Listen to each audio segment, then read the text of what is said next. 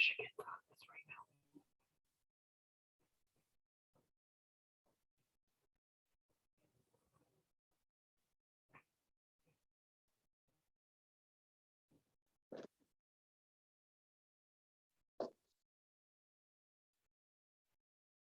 now. Okay, good afternoon, everyone. Welcome to Michigan Department of Labor and Economic Opportunity, Office of Employment and Training, Michigan Rehabilitation Services, September 2021, First Friday event, Navigating the Do's and Don'ts of Social Media. Next slide, please. In this presentation, you will learn what job seekers should know about social media, the benefits of social media, how social media may deter potential employers, and social media etiquette after employment. We have a great group of presenters, and they will do their own formal introductions, but we want to thank our presenters from the Oakland County, Michigan Works. Thank you. And an employer. Thank you. Next slide, please. We have just a couple of housekeeping items. Captioning is available by pressing the CC button inside the Zoom application and choosing Show Subtitles. Please ask questions using the Q&A feature inside the Zoom application.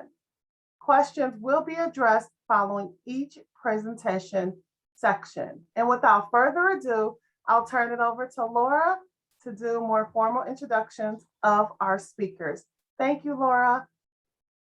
Thank you so much. We're delighted to be here today. And I want to welcome everyone. My name is Laura Robb, and I'm a career coach and a business services staffer at Oakland County, Michigan Works at the Oak Park Service Center. I help businesses hire and train their workforce, and I assist job seekers and I help manage social media for Oakland County, Michigan Works. So I tweet on Twitter and post on Facebook all day long, in addition to the other things that I do. I'd like to welcome Sarah Hug. She is a program coordinator at the Oakland County, Michigan Works Waterford Service Center. She's responsible for supporting the workforce and hiring needs of local area companies. And she also provides resources, tips, and information to job seekers looking to land their next role. Julie Elkins has graciously offered to present today from an employer perspective. She is a person who works at Gable Tech in the role of operations manager for 11 years. And although she wears many hats and is a very busy person, she does a large portion of her work that includes recruiting and vetting employees. And she does use social media to do a secondary check on a possible new hire. So we're honored to have her present today. Next slide.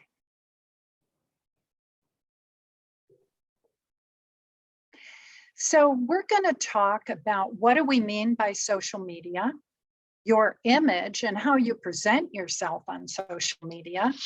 We're going to talk about privacy settings because they're often ignored and yet they're really important. And using social media in a job search, we're going to focus on Facebook and LinkedIn, two big platforms. We're going to talk about avoiding online job scams. They are out there and we need to know that they are often scams, especially from work from home opportunities. And we're going to cover with Julie social media from an employer's perspective and make a few key points that Sarah and Laura, me, will provide to you. So what do we mean by social media? First of all, it's electronic, right? It's using computers and cell phones. And we sign up to social media platforms like Facebook or Twitter or Instagram or Pinterest or Snapchat or TikTok and on. There are quite a few.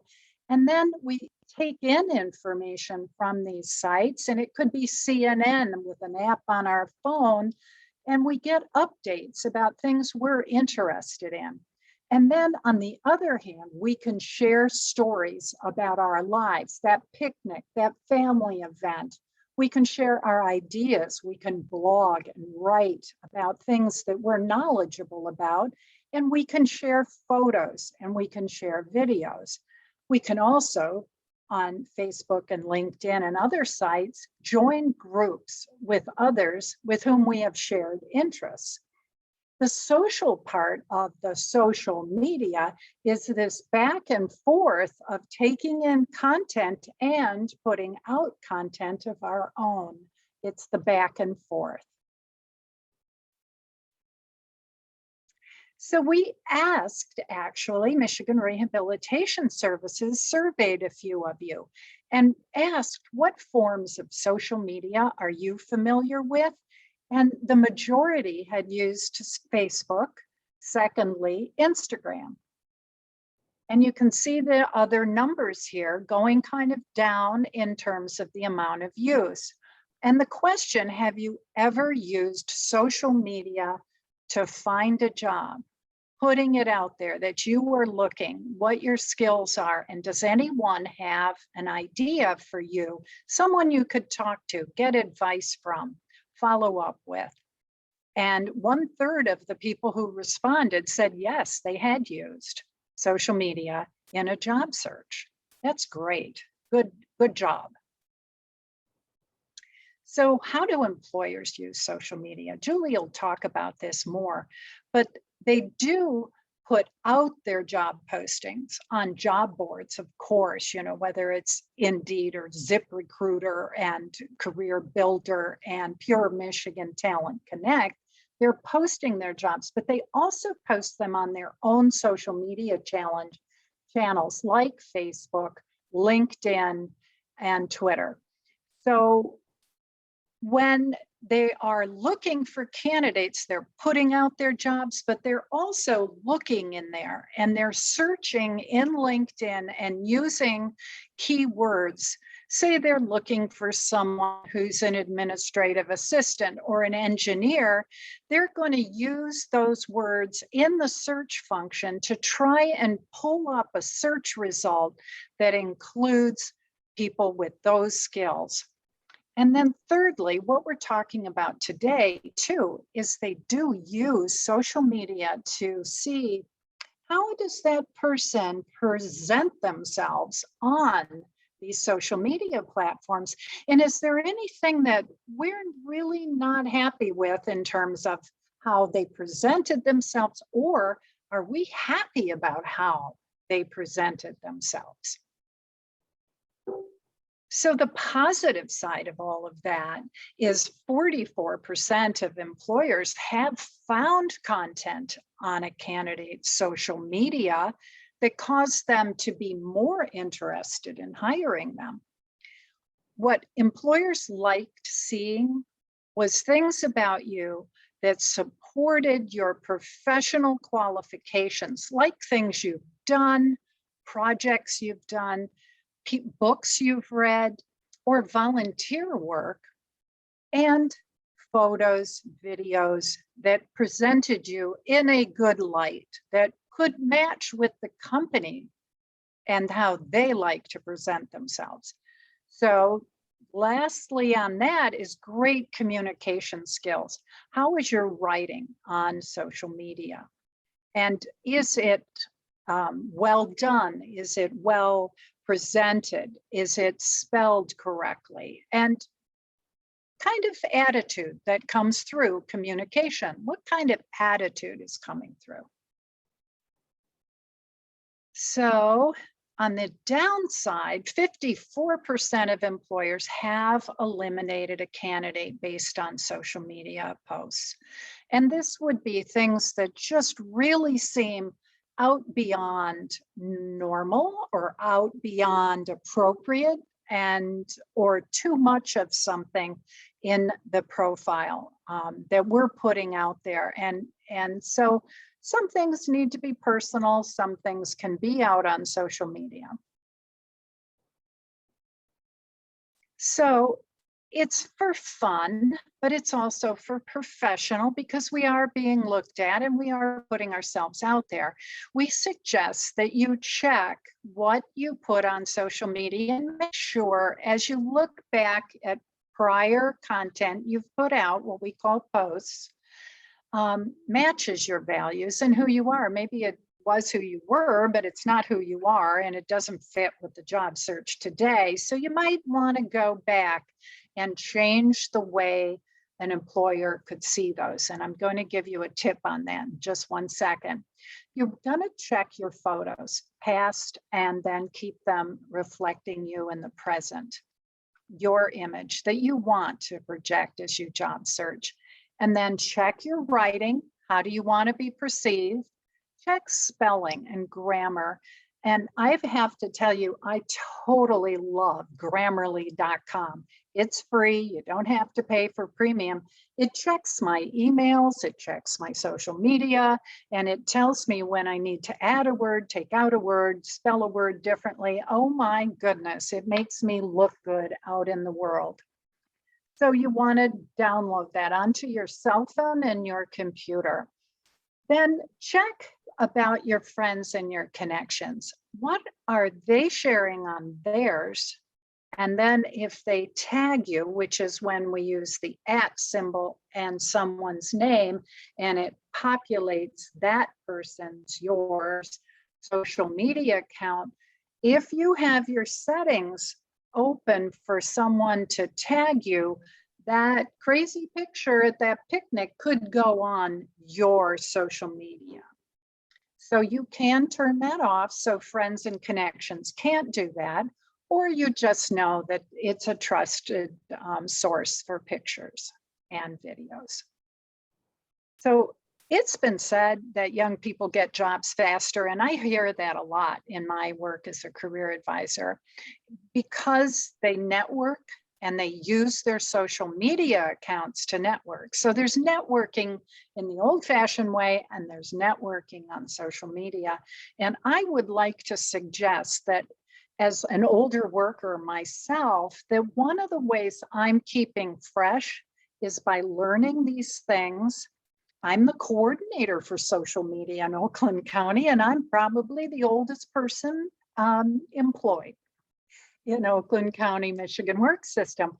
But I've learned this social media and it's keeping me fresh and keeping me aware of things that are happening. And that keeps me young, but also I can use it in many ways that others do, including joining groups about gardening and dogs, but also posting on my LinkedIn about my career accomplishments. So social versus professional, it's pretty similar. You want to keep things pretty clean and reflecting you and your values. You're going to be mindful of your audience. You're going to take your privacy settings and make them the way you want them to be.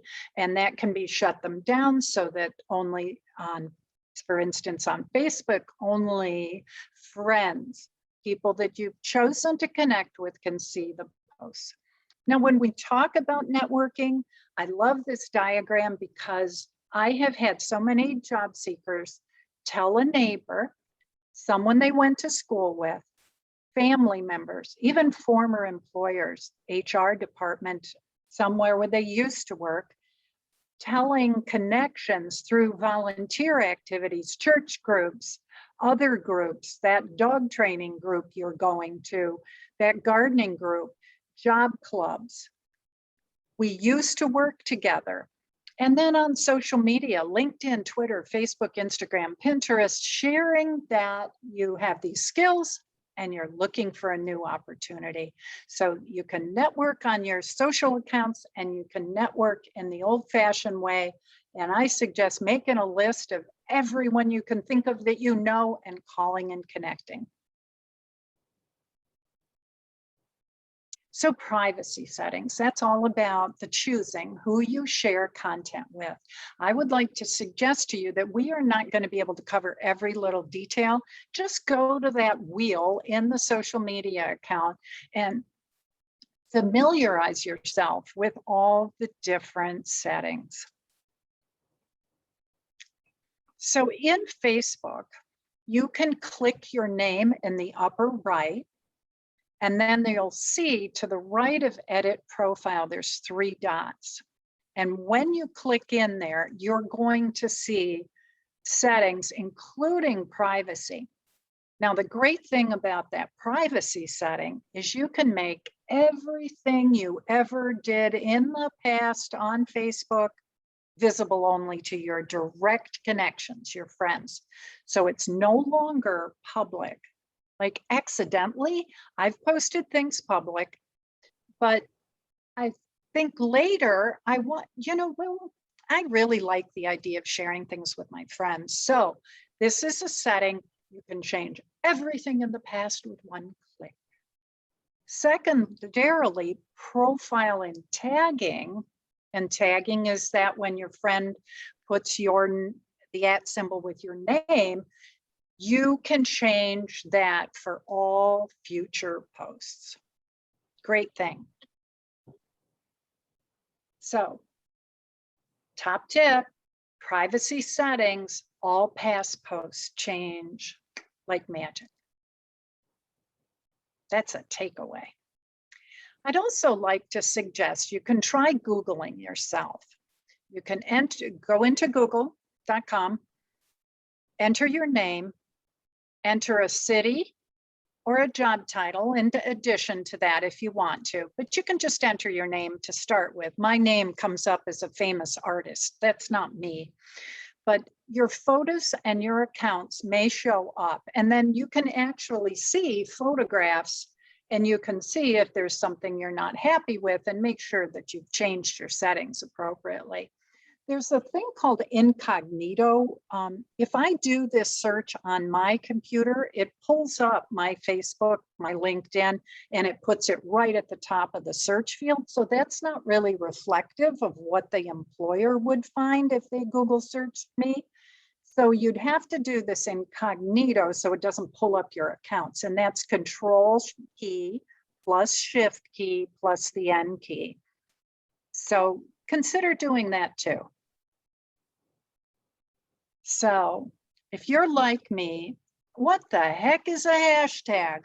I must have gone to 6 social media trainings before I clearly understood what a hashtag is. So when social media, I'm honored to try and share my finally hard-won learning about that. When social media first started, there was so much information flying around the world, actually. Usually, to begin with, it was on Twitter. And somebody thought, why don't we create a way to find similar information and be able to pull it up in a Google search? So the developers, the IT people, decided to make a technology that would be able to pull up similar information. So a symbol was chosen, right? It could have been any symbol. It could have been an exclamation point or a star or any other thing that's on our keyboards. But they chose this symbol called a hashtag, and we used to know it as a pound sign. Now it's referred to as a hashtag.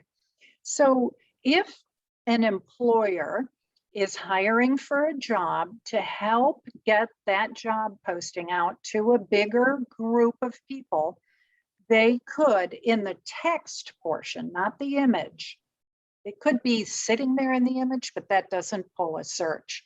They could put hashtag administrative assistant, hashtag hiring, hashtag job search, things that they hope you might go into the search field in that social media or just in a Google search and put hashtag hiring, and then all the employers out there that put it into the text section, hashtag hiring, those would pull up in a search. So all a hashtag is a symbol, no space, a word that makes that word pull similar content that was put in the text section. And I hope that helps, because I certainly went a long way trying to learn that.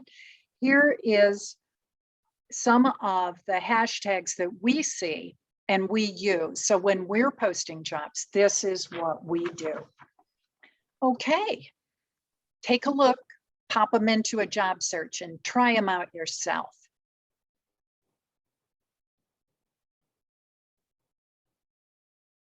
Now we're going to hand it over to Sarah. She's going to cover the Facebook for job search. Take it away, Sarah. Thanks, Laura. Hi, everybody. I'm so glad to be joining you today. And I'm going to be talking about how to use Facebook and LinkedIn in particular for your job search efforts. So this is, to start us off, we're going to be talking about Facebook. And this really is just a very basic overview of some of the simple things that can get you started on using these platforms for job search. If you do want a more extensive experience on how to perform on these platforms, how to engage, how to look professional, we're definitely going to cover them all, but a deeper dive scope, that would come from one of our virtual workshops that we do here at Oakland County, Michigan Works. So I have a link for you later if you want more information on each of these items and how to navigate these sites a little slower and in a little more detail. That's coming your way, just so you know. So starting off in Facebook, honestly, I would just go into the search bar and put in the word jobs. That's a great place to start. I know it seems like overly simplistic, but it's a really great tool using this search bar. And Facebook has already prepped its site nicely to feed you a lot of information simply from doing a quick search like that. I do get a question a lot of times where people ask, should I create a second Facebook account that's only for professional use? Because what if I do it wrong and now people can see my personal stuff and I'm out there professionally?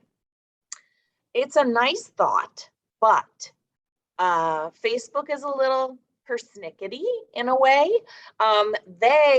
If they ever figured out that you had two accounts and you're the same person, they would shut both of them down. So the part about privacy settings that Laura had talked about really is important. We want to make sure that you've got good, strong privacy settings set in place so that you can use the same login that you already have on a professional or on a personal basis, and then transition it into using it professionally as well. Okay, so putting in jobs into the search bar, the very first thing that comes up on everybody's is going to be this little jobs on Facebook with the little briefcase. I can't tell you what an important tool this is, even though it seems, again, maybe a little simplistic, but it's a really good place to start. And when you click on the jobs section with the little briefcase, it says that you're seeking a position, and then it will ask you, where exactly are you looking, within what distance and of where, and then it will start to feed you all of the jobs that are available that have been posted by employers out on the site. Employers are using this site actively, not as much as we want them to, but we're trying to push them every day to use it more and more because it's free. And if employers know that something's free, that's probably where it's going to be posted, right? At least one of the spots, because it's really a great benefit to them. So checking here, making sure that you've set your filter to whatever your comfortable commuting distance would be. And then you can look, there's types of positions you're looking for, specific industry sectors that you're looking for. I mean, it really does give you advanced filtering options to come in here and play around with. And then over here on the right-hand side, it also allows you to set job alerts for yourself, which means that you don't have to log in every single day and check this website for new jobs that are available that apply to you. Instead, if you set a job search alert every time a new job that has something to do with your industry or the keywords that you set comes up, it will then ping you. Either it'll send you a notification or it'll send you an email. So outside of the actual jobs board that they have on Facebook, you can also come over. You can see here, I put the jobs up there, and then these are my search results. Do you want people that have to do with jobs? Do you want photos that have to do with jobs? Pages. Pages is a really good place to check for this keyword jobs, because then you can set it as, I want job pages that have to do with something in this local area, and it will pull up all of the pages that have to do with jobs. Okay, so for example here, all you'd have to do if I wanted to be a part of this Flint Jobs Network, I can see that there's 1.9 thousand members strong who follow this page.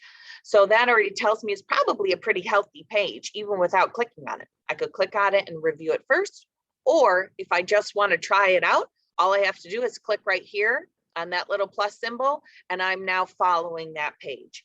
And again, the nice thing is that when they post things, I'll now get notifications that there's new posts available in there for me to check out. You can also join groups, not only on Facebook, this is also a LinkedIn thing as well. And you want to be joining groups that are related either to your career interests or just to job searching in general. For example, here, 8,000 members are part of the job openings in Oakland County, Michigan group. Okay, so on Facebook, you can see I'm part of the Detroit, Michigan jobs group. And I can tell that because the symbol is bright blue and has a check mark by it. So that means that is a group that I'm an active member of. This one, I unclicked it actually. I wasn't a member of it, I promise, but I wanted to show you. So then you can come in here and you can click on this right from here, and then you'll be joining this page. Sometimes an administrator might have to like let you in or approve that you can be a part of the group, but it's really normally a day turnaround and you're ready to go, and you can get all the information you can possibly think of in here related to jobs. And again, the nice thing about these groups pages is that employers can be part of these groups as well, and they can post for free. Anywhere you can find employment, offerings where an employer can post them for free, that's probably where it's going to be. Okay, and you can see here under the job section, groups was the other one that we picked, and then you can see there's other filter settings that you can set as well. All right, so now that was the basic overview, and I apologize. I know it's very basic, but we have very limited time here together, and I want to make sure I'm sharing as much information as resources as possible. So we're going to be talking now about LinkedIn. Now, LinkedIn is a beast. I'm not going to lie. It's a lot, but it is one of the best tools to have in your tool belt as a job seeker. And so I encourage you to spend time on this site, learning the ropes and making it less intimidating. Okay, and the more information you have, the more you know, the less scary it's going to be. And again, we have a link coming up at the end where I'll show you where you can take a more detailed webinar regarding LinkedIn. But LinkedIn is a beast because almost every professional uses it. It's really the social media platform made for professionals, okay? 2.5 million people on LinkedIn are hired through their connections every single year. That's huge. So if you're not using your connections, or if you have no way to really connect with people that you've met in the past, this is a great way to do it. And if you're not utilizing it, you're missing out. And we want you to be part of those statistics. Over 10 million employers are posting 7.5 million jobs per month. Now, this is a global platform, so that puts that number a little more into perspective, but this is where employers are moving and shaking. And if you're not here to be found, you're going to put yourself at a disadvantage. Okay? 92% of recruiters are using LinkedIn daily. Every single day they are out there. And I'd encourage you, maybe not daily, but definitely need to be out there following people, connecting with people, and just keeping your finger on the pulse. So some people ask, what's the difference between a profile and a resume, right? Don't they cover the same kind of things? And in a mild sense, they do. But when you're talking about your resume in particular, you're talking to a single entity. You have one audience in front of you that you're trying to captivate. Whereas something like LinkedIn, you're trying to talk to lots of potential employers and get a lot of interest. So it's going to be a little more general than the specific customization that you do on a resume. Your LinkedIn is going to actually go into more detail with your skills, your projects, your interests, certifications, and other things, maybe volunteerism, things that don't necessarily fit all the time on your resume. Sometimes there's just not space to talk about all the great things that you've done. And so LinkedIn is a capture, right? It's a secondary placeholder for all that other information to get more detail and more information that didn't fit on that resume. Your LinkedIn profile also contains recommendations, which is really nice, because here in the States, when we apply for jobs, a lot of times you apply with your cover letter and your resume, then you have a first round interview. Then they ask for your references and any letters of recommendation that you might have. Well, I want those good words from all these great professionals I've met in the past to go in the door with me, right? And a lot of times I don't have that chance to do that with just submitting a resume, which is really nice, because if they got my resume and they have a link to my LinkedIn profile, it has all the recommendations and endorsements that I have on there from other people in industry. So they get to see others vouching for me before they even meet me. And it allows other professionals and employers to really engage with you on a different level than what they'd be able to do with just a resume in front of them. So in that sense, it humanizes you as a candidate.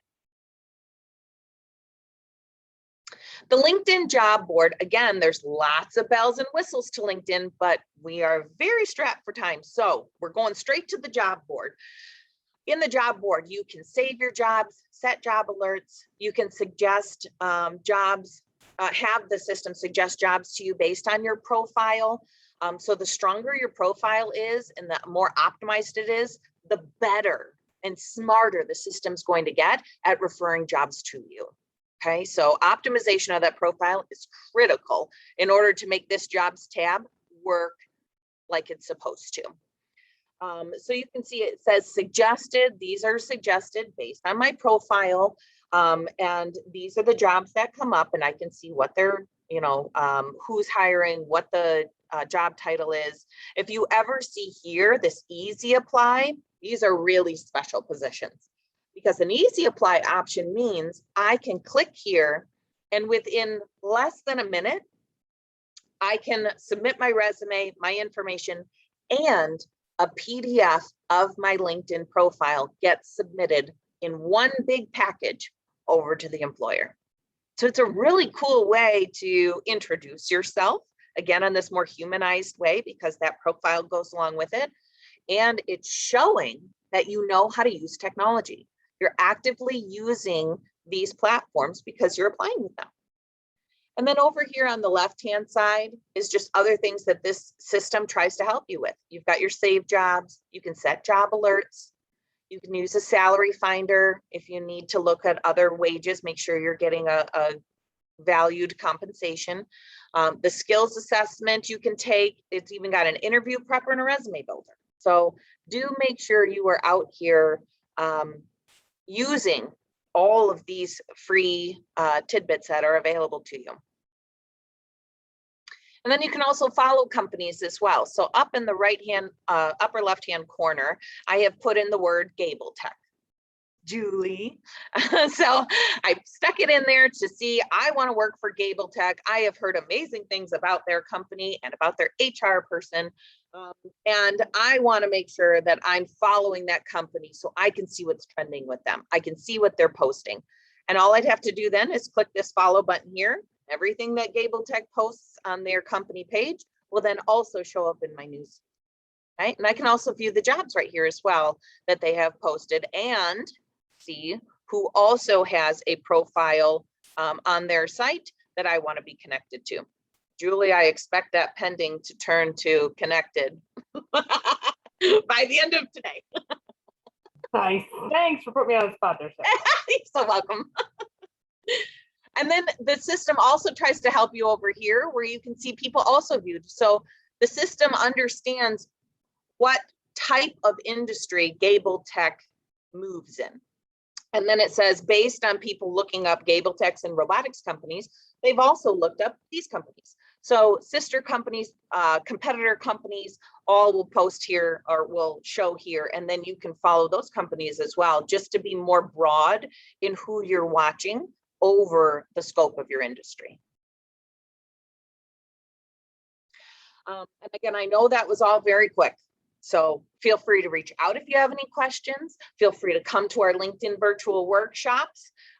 This is the link that you'll have with these slides that'll take you to the Oakland County, Michigan Works virtual workshops page so that you can take any of our workshops either live in a webinar or we have them all pre-recorded as well. So if you need to take a look at any of those and get a deeper dive, you can certainly do that. There's also a chat feature that is turned into a video option in LinkedIn that has only recently been added as of the beginning of August. So now when I'm in the message board, I can actually go in to talk to somebody, but instead of just messaging them using text, I could choose to send an instant message right now and see if they'd be willing to video chat with me right now, or I can schedule one for later using LinkedIn as my platform. Or if you look all the way down at the bottom, it says you're trying to use LinkedIn video meetings, but I could select a different provider as well. So if I want to send a Zoom meeting to Jeanette, I can actually do that through LinkedIn. Gotta love technology. And then we do get asked a lot, the premium versus free options of LinkedIn. I can tell you, I have only used the free version. It's done me well over the years. So I'd encourage you to go out and look at some articles that have been written by experts who watch these things more closely than I probably do. And just look for an article that's been written recently and see what they say. This is one of them that I found that was really helpful. So you have a link to it. Hopefully that will help you in determining what you'd like to do moving forward. But of course, you know, it's different for every person and what your needs are. So some final tips. Make sure you've got professional positives out there. We need to make sure that you're expanding on those details. And your image is really important. So make sure you have a good solid headshot that's clean and clear and focuses on you. Sharing news that's relevant to your trade so that it makes you look like that industry expert. And it shows that you want to learn and grow with what's trending in your industry. And I always like to leave people with, it's happening with or without you. I'm so glad you're here today because it means you want it to happen with you, right? You want to go along with the trend of social media and trying to use it in a professional sense. And it's happening with or without you. So I'm so glad you were able to spend some time with us here today to learn about some of the ropes on how to use it and to definitely make sure you're putting this as one of the tools in your tool belt. So now we're going to move over back to Laura so she can talk about some job scams. Since we're putting ourselves out there in this very public way, we just want to make sure that we're watching what we're doing out there and someone doesn't accidentally take advantage of us. Thanks, Sarah. Yes, we are seeing at Michigan Works, and you may have seen too, things that look suspicious. And we want to remind you to be very cautious in when you connect with online offers for jobs, we've seen things where the online has asked for money, asked for a down payment, so that then they'll send you the Get Started With Us packet. Well, legitimate jobs do not ask you to send money to them. Legitimate jobs pay you. So that's a red flag right from the beginning. Have you seen those ones where it says earn $900 a week? Yeah, right. Not likely. Application fees. I actually was scammed where they said, we're going to send you a check to get started. And it was a secret shopper, right? I'm going to get paid to shop. Well, I love to shop, so that sounds good, right? But it was, we're going to send you a check. Just go ahead and deposit that to your account. But in order to get started quickly, we're going to have you send us a payment. And here's the address to send it to. So I got this check in the mail for $2,500, and it wants me to put that in my bank account. Of course, it would never have cleared. And in the meantime, it's asking me to give them money from my account, which would have cleared and gone to them. So all of these things, you can take a look at these later, but these large payments, unexpectedly large checks, or promises of too good income. You know, what's that old adage? If it sounds too good to be true, it probably is. And never give social security numbers, even addresses. Legitimate job offers do not, HR people do not do that. So one other thing is, once you're out on Pure Michigan, Talent Connect, Indeed, ZipRecruiter, Career Builder, all of the, and LinkedIn, and your resume is out there, you're gonna get phone calls. You hope to get phone calls. Do feel empowered to ask questions. Thank you for calling. I appreciate it very much. What company did you say you were with? Okay, let me write that down. And your web address? And which job position were you calling me about? And could you just drop me an email right now with that job posting so I can have it in front of me while we talk? And where would the job be located? Where would it be remote, working from my home, or would it be at a location? And what location? What is the address? Thank you. Got it.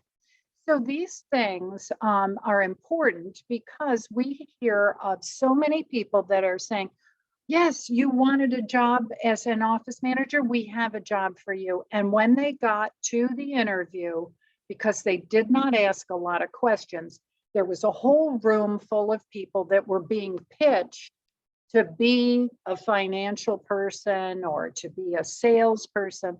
So don't fall for that. I always say, don't waste mascara or gasoline and get dressed up and get nervous to go out to something that is not a fit for you. You can determine that. And even wage rates, it's okay to say, could I get an idea of what the general idea of the wage rate is for this position? Because one person she knew she had been making 18 an hour. She needed to make 18 or more. And they said, oh, we love your resume. And she said, could you tell me the wage range? And they said, yes, it's $10 an hour. And she had to say, I'm sorry, thank you for calling, but that isn't a fit with my background. So do your homework, connect with the company by going direct to the website and see if the job is posted on their job page. Check that URL, that website address, because sometimes a scam is a similar website address, but not quite. And even calls from somebody who says they're from Amazon, and we noticed a false charge. These kinds of things, you really have to dig in and be careful. And trust your gut. If your alarm's going off, your gut's got some smarts. So we're going to ask Julie now to chime in and talk about the things she does every day that involve her with candidates and social media and how she uses it. Thank you, Julie, for joining us today. You're welcome. Thank you for having me. Our company, Gable Tech, we work in manufacturing, and we're a staffing company. We hire people to become robot programmers and controls people, a couple different things. And like everyone else, we're having the same issues with trying to find quality people. So we train them. So when it comes to looking for resumes, it's been kind of a struggle, but we've gone through and we use different social sites. We use LinkedIn a lot.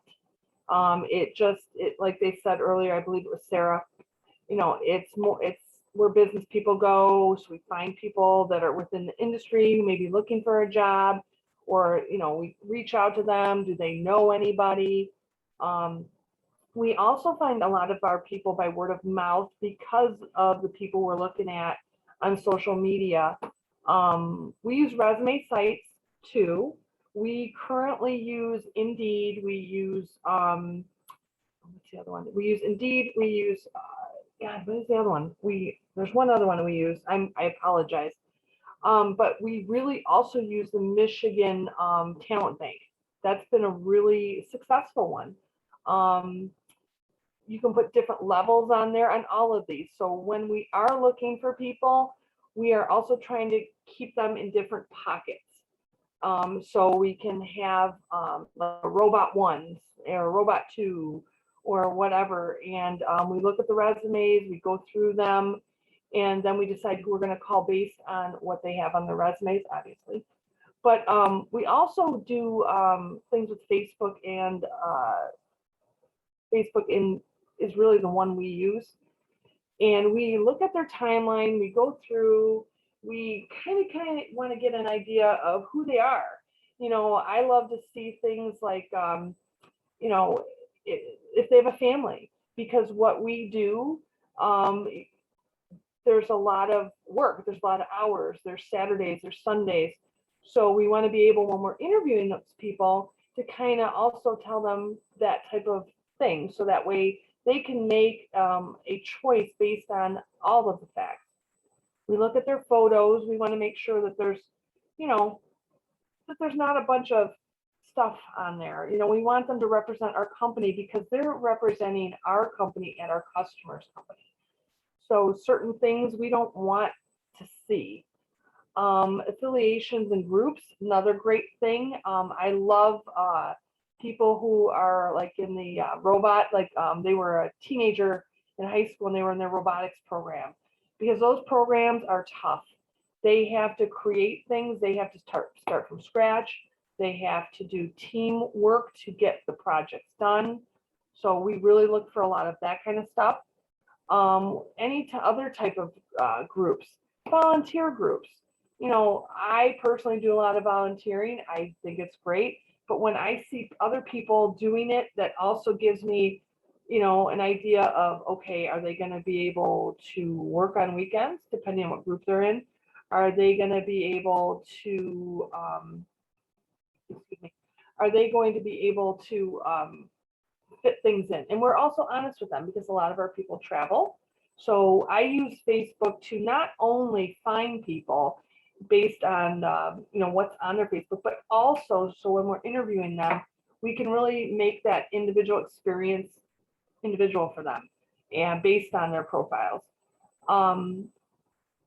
As far as LinkedIn, headshot, definitely. But I also like, I've had a few people, when they do their headshot, they actually put like what they're interested in. And a lot of our people put little robots in there, things like that. So that's kind of creative, and it shows that you really like what you do. So that's what we sometimes look for too. And I do not have my headshot on there yet either. So I've got to get that updated, Sarah. On the LinkedIn, we really look for the additional stuff in the resume because, you know, I get resumes that are just, some of them are 1 page, some of them are 10 pages. But on LinkedIn, I think that sometimes people put a little bit more time into that because social media is out there and everyone's using it. And a piece of paper, you really got to make it look different in order for someone to see it in a stack. And the person that's looking at the resumes really has to know what they're looking for, especially in what I do. I have different words that I look for what we're hiring for. And so I'll skim through a resume and I'll highlight them for our managers and go, hey, you know, this person has this person has this one says it's willing, he or she is willing to travel, or, you know, they're really into robotics, or they're really into controls, that kind of thing. So that's how we use Facebook and LinkedIn for what we look for people. But we also use a lot of resume sites. When we are looking at stuff, one thing that is so important, grammar and spelling. I've had resumes come in where there are so, because someone will send it as a Word attachment and you'll open it up and there's all these red lines, and that usually means that there's something wrong with it. Take the time in Word to right mouse click and it'll pop up a little menu as to what's wrong. Fix it. You know, you only have a few seconds to grab someone's attention. So make sure your header is, you know, catchy. Make sure that it looks different. Because when you're going through a stack of resumes, which we have at least 30 or 40 we're going through right now, you know, you want it to stand out somehow. Also, when you're sending a resume to somebody, my suggestion would be to send it as a PDF. That way anybody can open it. It keeps your formatting. It makes it look pretty. And it's easier for someone to open, because sometimes if you're sending a Word document, it could be, I have Windows 10, you had Windows 8 or 9 or whatever, and it might not come through with the same formatting. You always want your stuff to look presentable and professional. Your profile, put on there, you know, for me, and there's an argument everyone can say, you know, is the little paragraph at the top important? For us, what I'm looking for, and it's dependent on the employer, so you might want to have a little bit of everything in it. I'm looking for the nuts and bolts. I'm looking for, what was your job experience? You know, how long were you at each job? That's, for us in our industry, is very important because there's job hoppers. So we really take time with the resume. I want to see no spelling errors. Capitalization is another one. Also, what was the other one? I just had one yesterday to where they didn't even know how to spell their city. And, you know, it can be a typo, but just make sure your stuff is properly capitalized and that you took the time. This resume is representing you when an employer gets it. And you want to get the call for an interview, right? So just take the time to make sure your resume looks cool, looks nice, it's all set up correctly, and there's no spelling errors in it. Also, email address, people. Use an email address, create one. I got a resume. I was telling them when we were going through this earlier, I got a resume about a month ago, and it was something like, hey babe, 29@gmail.com, something like that. It was actually funny, but it's not funny. So use it, create one. You know, if you want to put one that is looking for jobs, or your initials or your name, I would suggest using your name if you can. And I would definitely use a Gmail account. Personally, you can use any type you want. There's Yahoo, there's AOL, but for me, Gmail seems to be the thing. Also, when you're doing your voicemail, because you know, I make the calls generally to make the arrangements for interviews via phone, via we are doing in-person ones as well as Zoom ones. Make sure you have a welcoming voicemail message while you're looking for a job. We actually called someone last week and it was, yo, it's me, leave a message, that kind of thing. You know, be professional. You're looking for a job. You want an employer to know that you're professional. And put as much stuff on your resume and on your social media in general that shows, you know, that you know how to do what you're looking for the job for. Hopefully that makes sense. We hire, we look for people to train them. So one of the things that we really look for is people who can do different mechanical stuff. They might have had a shop class, or they may have been a mechanical person before. We can work with that and train them to be a robot programmer or a maintenance technician, or whatever we're looking for. But post some things related to whatever your search is. And also, if you're going to look for different jobs within the niche that you want to be, maybe have a resume for one thing like a robot programmer, and have a separate resume with different things as a controls person. So those would be my suggestions. Hopefully this stuff helped. We're all learning together in this new age of trying to find people. So, but thank you everyone for your time.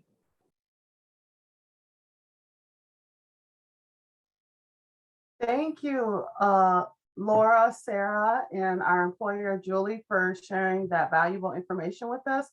Javon, it appears that we have some questions in the Q&A if you want to read those off to our panelists. Okay, looks like some of them were answered in the Q&A, but Josie did mention, I noticed that when applying for a job, I'm asked for my driver's license number. I'm uncomfortable with this. However, it is a part of the application process. What can I do to skip this, as their system will not allow me to continue applying if I don't provide this info? And then Laura did respond, if driving is part of the job, it is relevant to the job. And if anyone has anything else to add to that. This is Julie. I can say with us, I don't ask for it online, but we do ask for it before, because driving is a huge part, and our insurance company actually has to approve our drivers.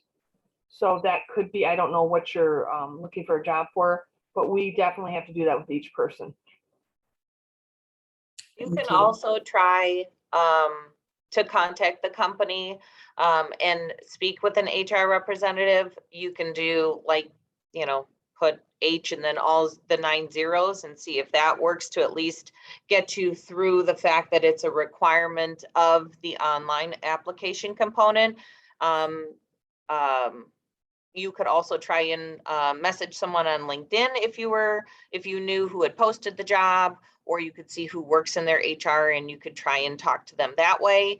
There's a couple different ways to do it, but ultimately, if it's something that you're really, really uncomfortable with and you just can't find a workaround, then it just might not be an option, if the company's not willing to work with you.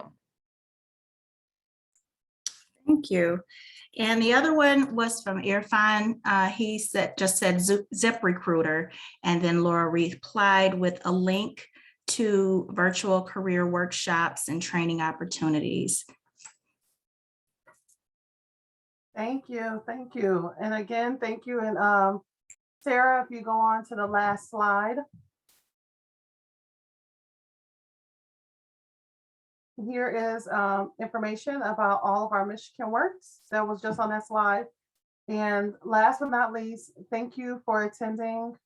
Here's some additional resources for you all to have on how to jumpstart your job search and getting connected with your local Michigan Works and reaching out to your MRS counselor for assistance, and they can get you connected as well. Here's some additional resources that Laura shared. And last but not least, thank you for attending on behalf of Michigan Rehabilitation Services. We hope that you enjoyed this September edition of First Friday. And please do look out for information about our next upcoming event in October, and especially as October is Disability Awareness Month. So thank you very much. Thank you to our presenters. Thank you, guys. Thank you to our closed captionists, and thank you to our interpreters. Thank you, everyone. Thanks, Great everyone. presentation. Thank you.